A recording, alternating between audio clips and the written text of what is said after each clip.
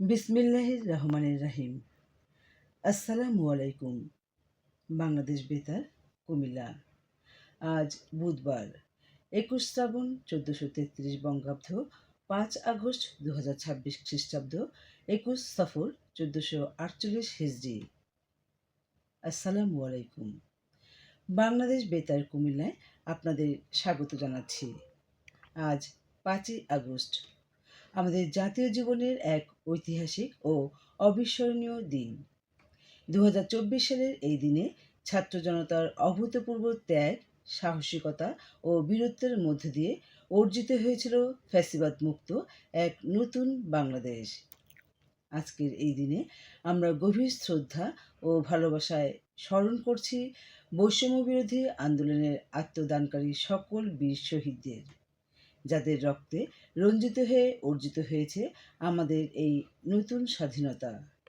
বিনম্র শ্রদ্ধা জানাই সেই সব অসংখ্য গাজী ও আহতদের প্রতি, যারা নিজেদের জীবন বাজি রেখে বুক পেতে দিয়েছিলেন স্বৈরাচারের বুলেট ও নিপীড়নের সামনে। শহীদদের রক্তের বিনিময়ে অর্জিত এই নতুন প্রভাতে আসুন আমরা ঐক্যবদ্ধ হয়ে সাম্য, মানবিক মর্যাদা ও সামাজিক সুবিচারের বাংলাদেশ গড়ার অঙ্গীকার করি। জুলাই বিপ্লবের চেতনা ও ঐতিহাসিক বিজয় দিবস উপলক্ষে বাংলাদেশ বেতার কুমিল্লা সাজিয়েছে বিশেষ অনুষ্ঠানমালা। প্রথম অধিবেশনের এই আয়োজনে আমাদের সাথেই থাকুন।